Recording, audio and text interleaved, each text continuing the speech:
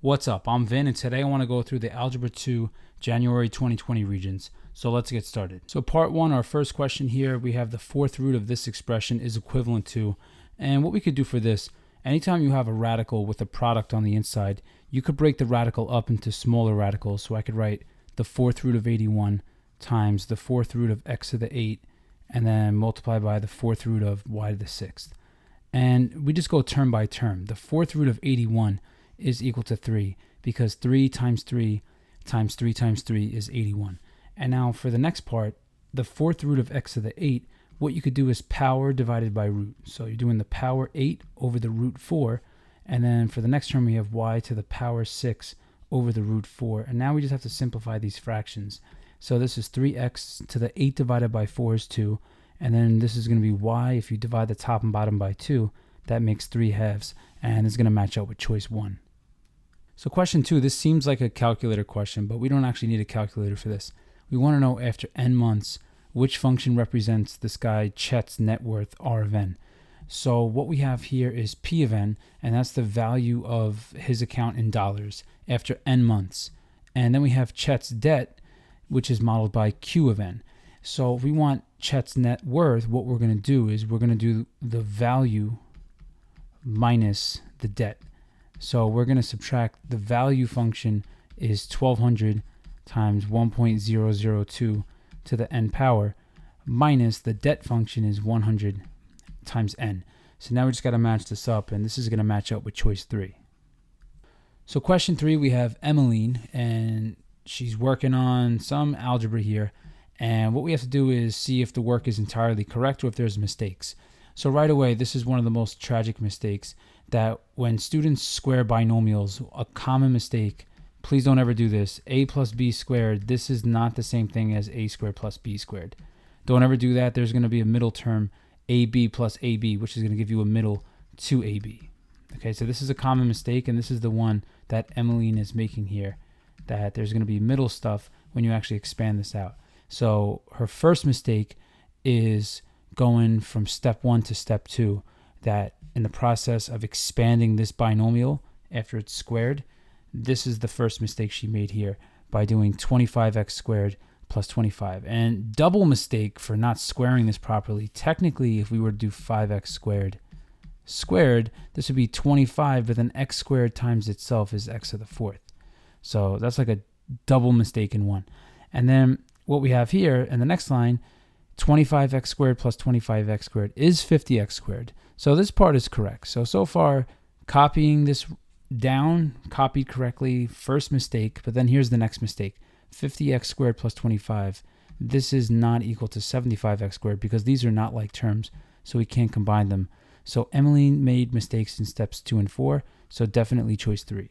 So for question 4, we have Susan won $2,000 and invested it into an account with an annual interest rate of 3.2%, but her investment is compounded monthly. And we want to know which expression represents the value of her investment after t years. So for this, we have to know this formula, that the principal amount times 1 plus the rate divided by n, which is the number of times the account compounds per year, to the nt power. This will tell you the amount of money in Susan's account. Okay, so this is a very important formula to have down. So what we have to know here is that R, the interest rate, 3.2%, if we write that as a decimal, this is 0.032, which if you can't do that in your head, just do 3.2 divided by 100, and that'll be the decimal.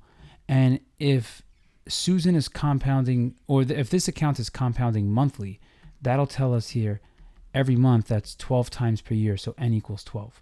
So the account here, we're going to have 2,000, that's the principal amount, that's the initial investment, times 1 plus the interest rate is 0.032 divided by, and n in this case is equal to 12, and this is to the 12t power. Okay, so just looking at this, the only one that has a 12t in it is this answer choice here. But if you really want to be sure, this, I'll just say, type this into a calculator. This isn't worth showing because this is just basic typing, but 1 plus 0.032 divided by 12, if you work that out, is going to round to the nearest thousands place to 1.003. So definitely choice 1. So question 5, we have to know a little bit about end behavior. And what I like to do for questions like this is draw out what it should look like and then go through the answers one by one. So what this thing should look like as x goes to minus infinity. So that means as we go all the way to the left, f of x goes to positive infinity. Just know f of x refers to the y values. So now just think about what that means. As x goes all the way to the left, y goes all the way to positive infinity, so y goes up. So as x goes to the left, the y values are going up. And the second point here, as x goes to positive infinity, so as x goes all the way to the right, f of x, or the y values, go to negative infinity, so they go down. Okay, so this is the end behavior, and let's make that neater. The end behavior of our graph is that all the way to the left, the graph goes up, all the way to the right, the graph goes down.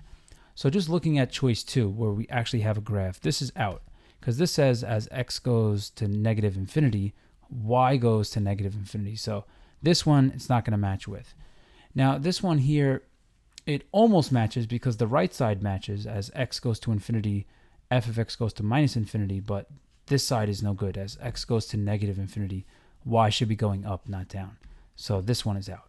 Now this one here, you could just type this into a calculator, but x to the 4th plus 2x squared plus 1, this is an even function, and it's going to be smiling at us. So this is not going to match the end behavior described here. So this one's out. So by process of elimination, it has to be this. But if you type this into a calculator, this function is going to look something like this.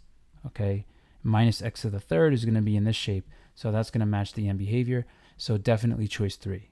So question 6, we have to know how to factor quadratic expressions. And if you can't just factor this straightforward, that's okay. You could always do something here like let u equal x plus a. Because if you let u equal x plus a, then what you could do is you could rewrite this as u squared plus 5u plus 4. And now this factors to u plus 4 times u plus 1. Because remember, we're looking for two numbers that have a sum of 5 and have a product of positive 4. And 4 plus 1 is 5. 4 times 1 is 4. But we can't leave our answer like this. We have to leave it in terms of x and a.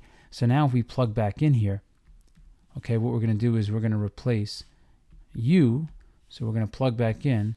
Instead of u, we're going to have u is equal to x plus a. And then we have plus 4. And then times, and remember there's a plus 1 at the end here. But once again, we're replacing u with x plus a. So now we just have to look for the matching answer choice. We have x plus a plus 4 times x plus a plus 1. And it's going to be choice 3. Even though this is flipped, remember multiplication is commutative, so we could switch the order of the factors. So definitely choice 3 here. So question 7, we're going to use polynomial division. So we have 2x squared plus 5x plus 8, and we're dividing by x plus 2. So here we're just going to target the leading terms. How many times does x go into 2x squared? Well, we'd have to do x times 2x to get 2x squared. So then 2x times x is 2x squared. 2x times 2 is 4x. And now, just like when we do long division with regular numbers, we're going to multiply 2x by x plus 2 and then subtract it from this term here. So what we have is 2x squared minus 2x squared cancels, and then 5x minus 4x is going to leave us with a 1x. And then we bring down the 8, and we start this process all over again. So we target the leading terms. So how many times does x go into x? Exactly once. And then 1 times x is x, 1 times 2 is 2, and we subtract. X minus x cancels, 8 minus 2 is 6, and that's our remainder since we went all the way to the end here. So our remainder is going to be over our original divisor here. So we're going to have 6 over x plus 2 here like this. So now we just look for the answer choice, and this is going to match up with choice 3. Question 8, we just have to know the definition of conditional probability, which is the probability of an event occurring given that another event has already occurred. So choice 4. Question 9, we could do a lot of algebra here to see which expression is not a solution to this, or we could just type this all in the calculator. So the equation was 2 to the t power equals radical 10. So what we could see here is we're just going to check out what is square root of 10 equal to, and we're just going to remember this decimal here. So now we could just start going through this. 2 to the, and answer choice 1 was 1/2 log base 2 of 10. So 1/2 I'm going to write as 0.5. And then when I want to write in logs, I press math, I go up, and log base if we go up here, is to option A. And now I could just write in custom log. So I have log base 2 of 10. And now we just want to see, is this going to give us a matching decimal? And it does. So choice 1 is the solution. So that means we're going to eliminate choice 1. So now what I'm going to do is I'm going to rewrite this. But now I'm just going to change up the exponent here to choice 2, which was just log base 2 of radical 10. So what we have here, I'm going to get rid of this coefficient. We have log base 2 of radical 10. And we're going to press second x squared to pull up the square root. And we have square root of 10. And now I'm just going to get rid of that stray 0. And let's see if it gives us the same decimal. And it does. So choice 2 is also an answer. Now for choice 3, we have to try this once more. We have log base 4 of 10 is choice 3. So we have log base 4. And now of just 10, no square root. So we're going to get rid of that square root expression and just swap it out with the 10.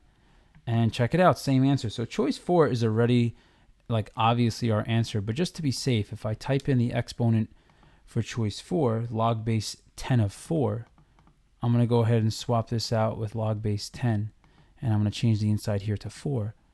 Notice, once again, I'm typing in the answer for choice 4, and there it is, a different answer. So choice 4 is definitely not a solution. So once again, choice 4 was the odd one out. So answer choice 4. Now just know, a question like 10, you could use common sense for, and just think if x is the solution to a square root, the square root could only send out positive numbers here, because notice there's no imaginary solutions here. So that means our answers could only be positive. So we could eliminate choice 1 because x can't be -5, because once again, a square root will never send out -5. A square root can never send out a -4. So this is out. So it's between choice 2 and choice 4.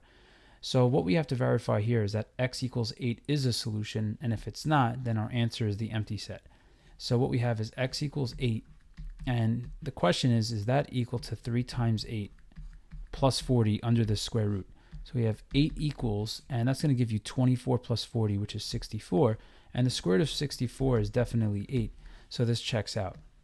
Now, if you want to do this a more straightforward way, what you could do is square both sides, and you'll have x squared equals 3x plus 40, and then you could move the right side over to get x squared minus 3x minus 40 is equal to 0, and then you could factor this to x minus 8 times x plus 5 equals 0, and this is going to give you two roots. You're going to have a root of -5 and +8, but the danger here is if you just accept this and say choice 1. This is a dangerous trap. You have to check to see if your answer checks out, and x equals -5 will get rejected. X equals 8 is definitely the answer, so choice 2. So for question 11, we have conditional probability. We want to know, what is the probability that a randomly selected person is male, given that the person is left-handed? So the condition here is that the person has to be left-handed, which means we're restricted to this column here. So once again, if we reread this, we're restricted to the left-handed column. What is the probability that a randomly selected person is male? Well, there are 13 males out of the total is 13 plus 11. So this is going to give us 13 out of 24. So once again, the trap here would be to consider the entire population, but we are assuming the person selected is left-handed, so we're restricted to just this. 13 out of 24 corresponds to choice 4. So question 12, we have this function, and it's used to predict the temperature of hot chocolate after X minutes. And here's the actual question. What is the average rate of change of the temperature of the hot chocolate in degrees per minute over the interval from 0 to 6? So really what we're calculating here is what is n of 6 minus n of 0 over 6 minus 0. And the reason why this is going to check out, n of x is measured in degrees Fahrenheit, and the x units measure minutes. So this is going to match up with degrees per minute, but now the rest is just all calculator work to find out what is this quotient. So now the quick way to do this is we just go to the y equals, and we could type in the function. So we have 90 times, and the function was 0.86 to the x power, and then plus 69 here. So now we could exit the screen, and once again, so second mode to quit, I'm going to press alpha y equals enter to make a fraction. And now I want to evaluate the function at 6 and 0 and subtract. So what we could do is I'm going to press VARS, the VARS button. I'm going to go to the right. I'm going to go to function y1 because that's where we typed in our function. I'm going to write parentheses 6.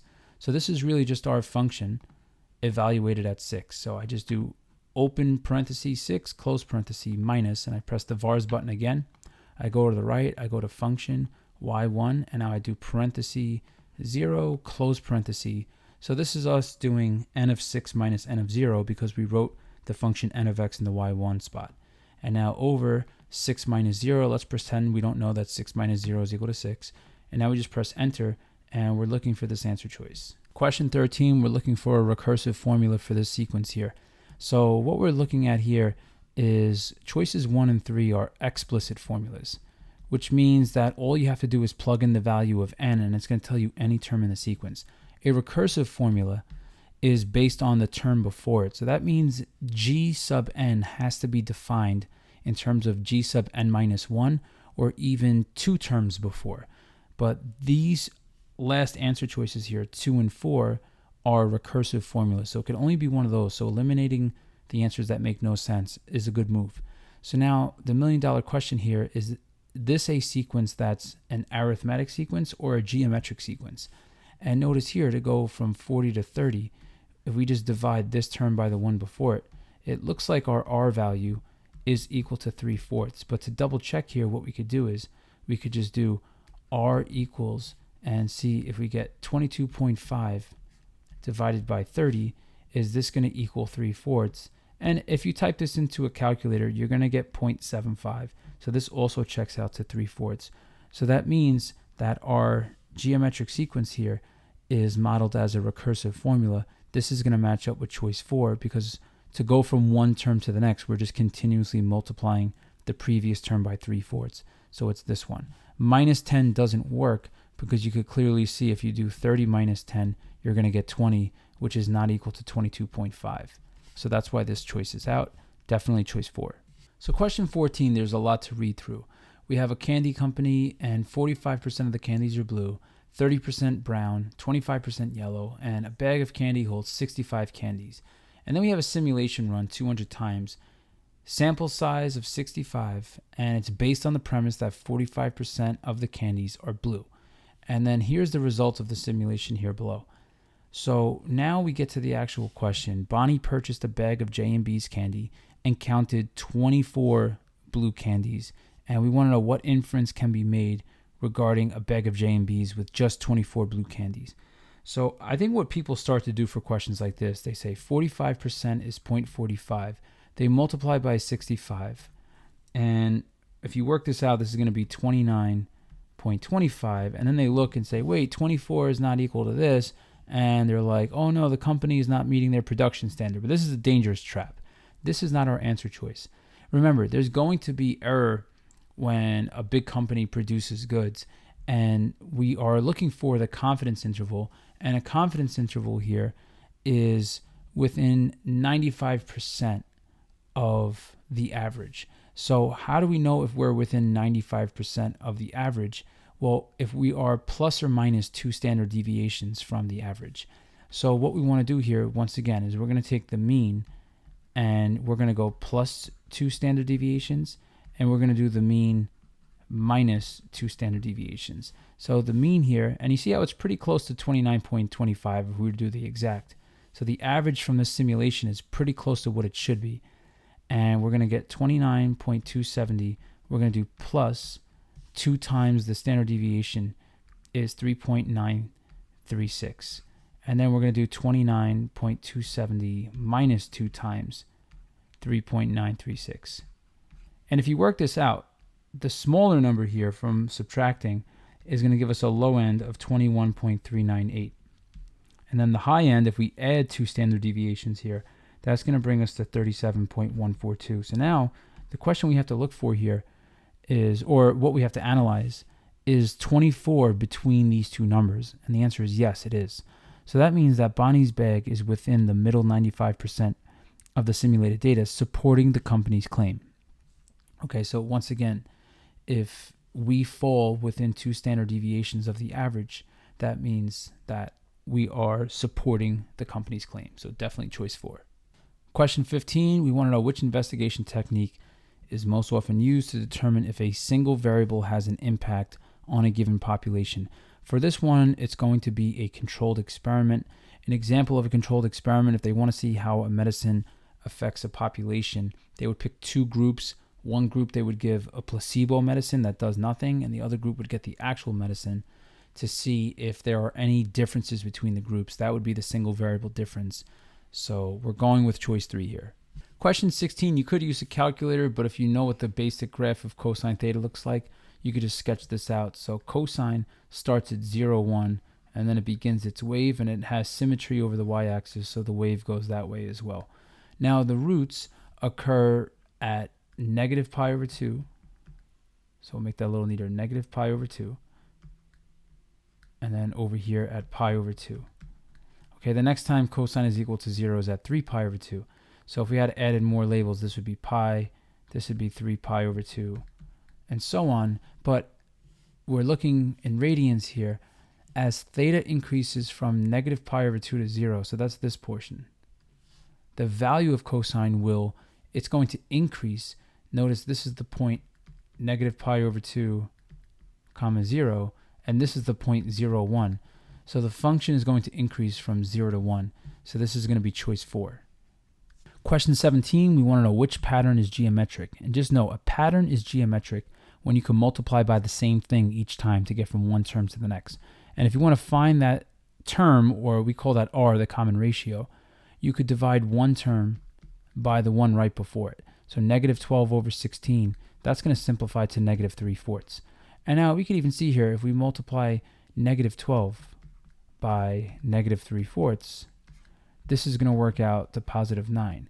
And if we do this again, 9 times negative 3/4 is going to give us this. So 1 right away is our answer. But if we had to verify why the other ones are no good, 1 times 4 brings us to 4. But if we do 4 times 4, that's going to give us 16, not 9. So this is out. 6 times 3 is 18. 18 times 3 is not 30. That's going to be 54. So this one's out. And then 1/2 times blank brings us here. That one I would probably just do 2/3 divided by 1/2. And this is going to work out to 2/3 times 2 over 1, which is 4/3. But now I see here, if I multiply 2/3 by 4/3, well, this is going to be equal to 8/9, which is not equal to 3/4. So this one's out. Definitely choice 1. Question 18, we want to know which value is not in the solution x, y, z of the system. Now for this one, let's just use the calculator. So to solve this system, what we could do is we could press apps, and number 9 here, this abbreviation, is going to bring us to option 2, the simultaneous equation solver, which allows us to solve systems of equations. Now this is normally preset on 2, and if you want to move it over, you just scroll over and press enter. So we have 3 equations and 3 unknown variables to look for. So we're going to press next, but to press next, we're going to press this graph button, and that's going to bring us here. So now we just type in the 3 equations, and all we have to do is just write in the coefficients. We have 1x, so we press enter, and then we press enter to move over from the plus to the next part. And we have 1y, so we press enter once, and we press enter again, and then we have 1z, and then this is going to equal 9.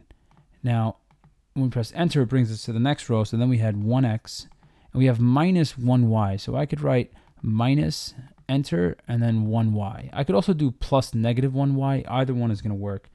And we have x minus y minus z. So I'm going to write minus, and it was 1z. So I'm just going to put the coefficient in front. And the second equation, the constant on the right side, was negative 1. And that brings us to the third equation, which we have 1x, and then we have minus, we have 1y, and then last we have plus 1z.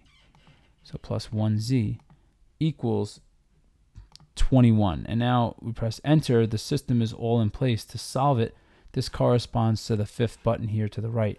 So we're going to press the graph button, and this gives us x equals 4, y equals negative 6, z equals 11. So we could just write this down. Once again, we had x equals 4, we had y equals negative 6, and we had z equals 11. So now just cross those off. Here's 4, here's 11, here's negative 6. So negative 8 is the odd one out. Choice 1 is our answer. Question 19, we just have to do a lot of algebra. We want to know which statement regarding polynomials and their zeros is true. So looking at choice 1, I could see this is not true, because if we look at just this factor, x squared minus 1, x squared minus 1, if we set that equal to 0, gives us x plus 1 times x minus 1 equals 0, which gives us two solutions, x equals plus or minus 1. But this says that it only has zeros of 1. Negative 1 is not included. That's why this is out. And now the next one that's a little bit easier to look at is option 3, because we don't have any extra factoring to do because it's already factored.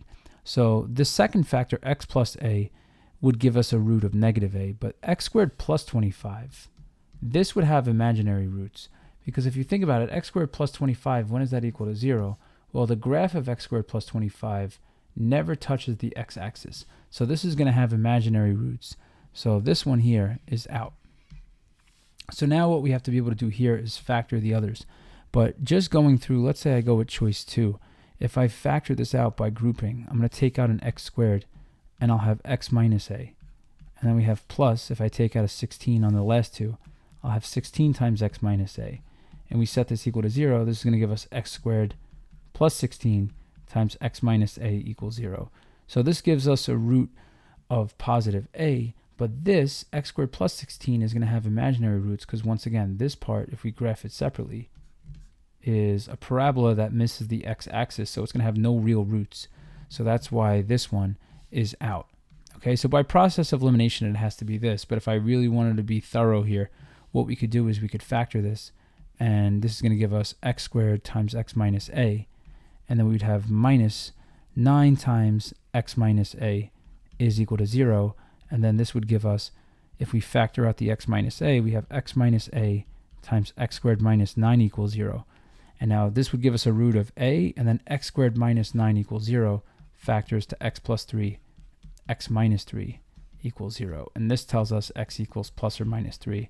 So definitely choice 4. Question 20, we have this equation and the solution in simplest a plus bi form. We want the value of b, which is the coefficient of I.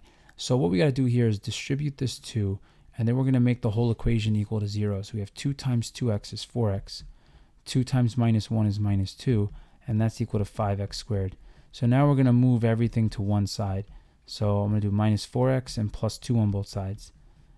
And now we have is 0 equals 5x squared minus 4x plus 2. And now from this part, we can use the quadratic formula. So we'll have x equals negative, and we usually call this the b term, but that's kind of annoying because a and b are taken here. But we have negative, b is, in this case, like according to the quadratic formula, is negative 4. So we have negative negative 4 plus or minus the square root of, and then we have b squared minus 4 times a times c all over 2a. All right, so let's just pretend a and b aren't written here for now, like we're just referring to the old quadratic formula. So now just simplify this. Negative negative 4 is 4 plus or minus. This is going to give you 16 minus 4 times 5 is 20. 20 times 2 is 40. And 16 minus 40 is going to give us negative 24. So we have minus 24.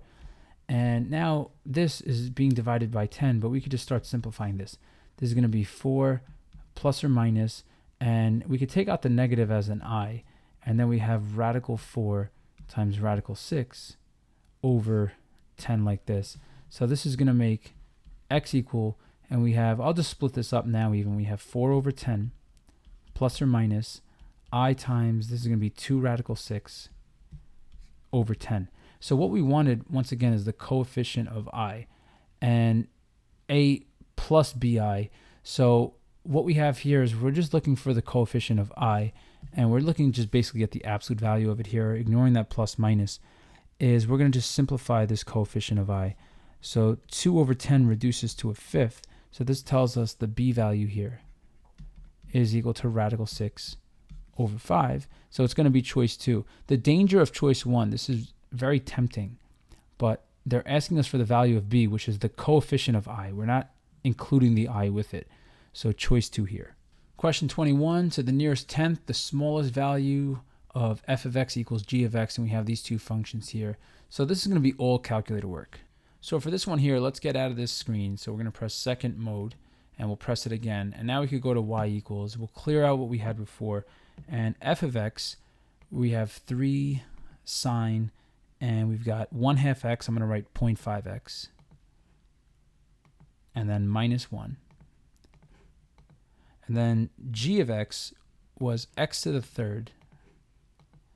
And then we have minus 2x plus 1.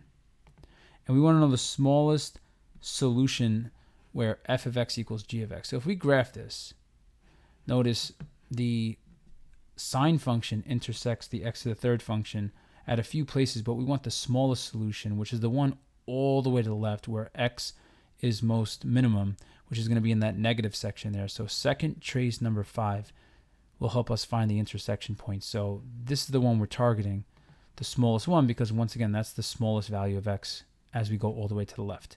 So we press enter once, scroll to the right, press enter a second time after the intersection, and then a third time, and then here's our x value solution. So doing the intersection, it told us x equals negative 2.054, and then we had 971. So here, if we round this to the nearest tenth, then this is going to round the tenths places here. We look to the right, the 5 tells us to round it up to negative 2.1. So this is going to be choice 2. Question 22 is a bit tedious, and especially this middle part here, that's the mistake Emmeline made before. So if I work that out on the side, x minus 2y squared, I would just be multiplying it by itself. And this is going to give us x times x equals x squared. I have x times minus 2y is minus 2xi. And then x, if we do it again, so we have first, outer, inner, we have negative 2y times x is another minus 2xi. And then we have minus 2y times minus 2y is plus 4i squared. So just know I squared is equal to negative 1. So that's going to turn this into minus 4, because we're going to have 4 times negative 1 here. So now if we work this out, this is going to be, we have 7 minus 3i plus all the stuff we just found in purple. So once again, 4 times I squared is going to be 4 times negative 1, and that's going to make negative 4. So I'm going to have x squared minus 4. And then these two terms here, if we could combine them, minus 2xi is minus 4xi. So there's our imaginary terms here. And now for this last part, we'll distribute the negative. We're going to have minus 4i, and then we're going to have minus 2x squared. So what we want to do is group the real stuff together and the imaginary stuff together. Notice that's how all the answers are separated. So the imaginary stuff has an I attached. So if we look here, all the imaginary stuff is minus 3i, and we have minus 4xi and minus 4i. So the real stuff is just everything left. That's the 7, the x squared minus 4, and the minus 2x squared. So now we could just start combining that stuff. So we have 7, x squared minus 4, so we'll have x squared. 7 minus 4 could combine to 3, so we have plus 3. And now we have minus 2x squared.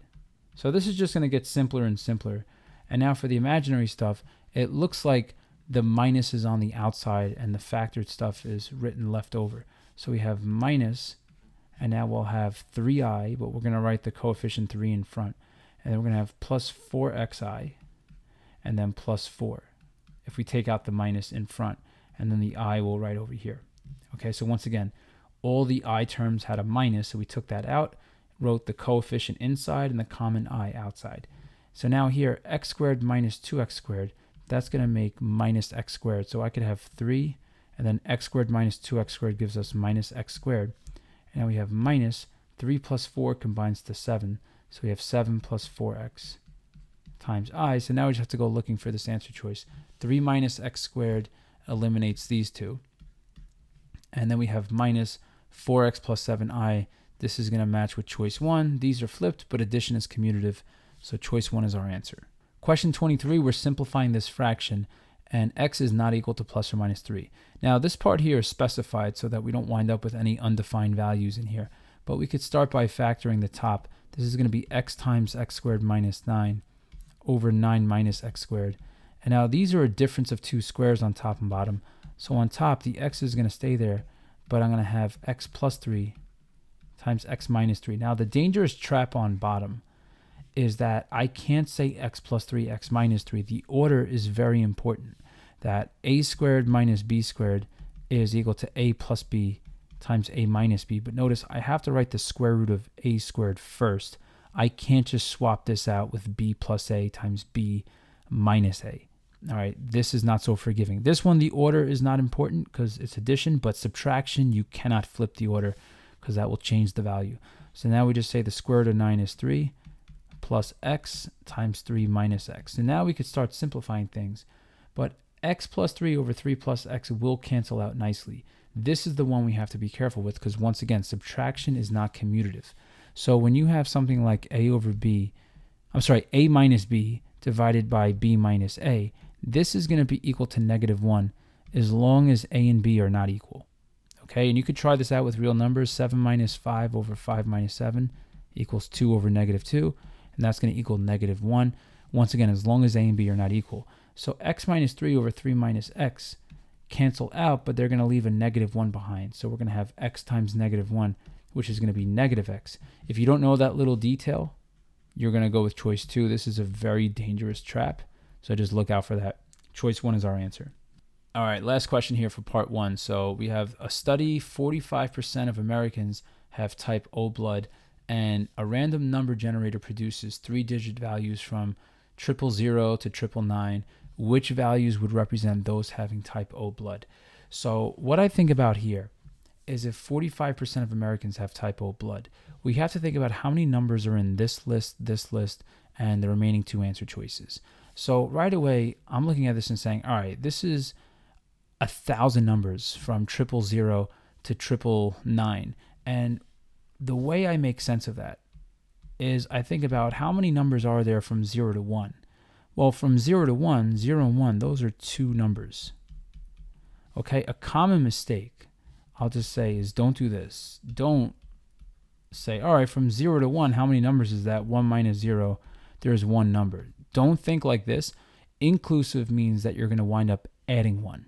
Okay, so looking at this here, 45% of 1,000, so of 1,000 means we're going to multiply by 1,000, and that's 45 out of 100 times 1,000. And if we just simplify this here, this is going to equal 450. So what we're looking for is an answer choice that has 450 numbers. Well, from 000 to 045, this is not anywhere close to 450 numbers. Okay, this is going to be 46 numbers, so this one is out. From 000 to 444 is going to be, we could do, if I'm doing this in my head, is 444, like in a way like this, minus 0 plus 1. This is 445 numbers.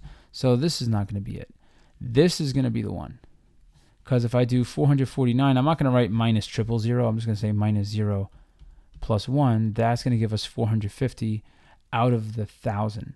So this would represent 1,000, because once again, from 000 to 999, 999 minus 0 plus 1 is 1,000. So 45% of 1,000 is 450, and this one has 450 numbers. This, the trap here, is from 000 to 450 would be 450 minus 0 plus 1 would be 451 individuals, but we need exactly 450. So that's why it's not choice 4, definitely choice 3.